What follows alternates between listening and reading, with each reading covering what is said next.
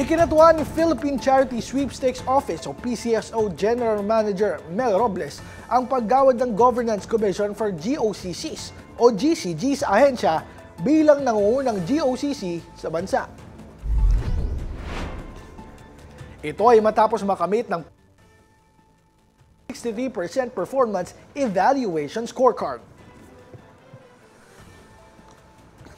Na finally, from a bottom dweller, wala, nasa 50%, 50 points lang ang PCSO when we arrived, and nagawa namin siyang 90. May lift kami, 92 yata, no? And then we were most improved on the next year, and now we topped it, no? Kami ang pinakamataas doon na GOCC sa scorecard, no? Ito ay patunay na ang PCSO ay hindi lamang kami true sa aming mandate, and we try our best to be the example, no? It is also good na sa ating mga kababayan na makita nila na yung tiwalang ipinagkaloob ng Pangulo sa akin, sa aming organisasyon, ay sinusuklian namin ng magandang performance. At di lang maganda, at may tsamba pa nga, at kami pa po ang nakasungkit ng top position. Bukod dito, pinarangalan din si GML bilang Top 3 Performing Leadership Award.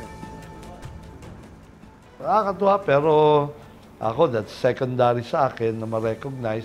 I just want to work for my organization, so may bonus, and that's a happy bonus.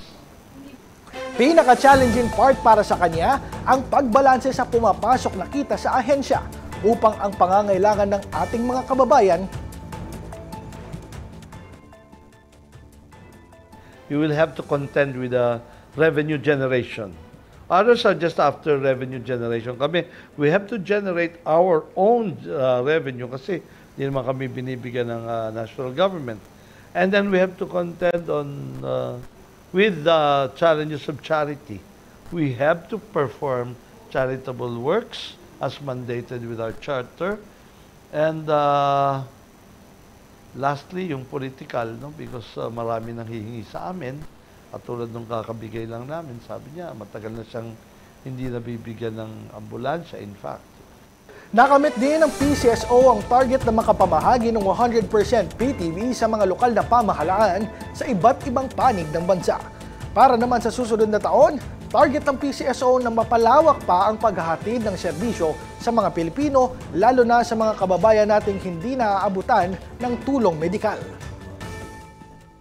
We will just have to solve yung mga coastal municipalities, which we intend to do in the coming year, na maihatid naman sila from the island municipality to the nearest hospital. Ang mga inisyatiba ng PCSO ay alinsunod sa direktiba ni Pangulong Bongbong Marcos na huwag politikahin ang healthcare para sa mga Pilipino.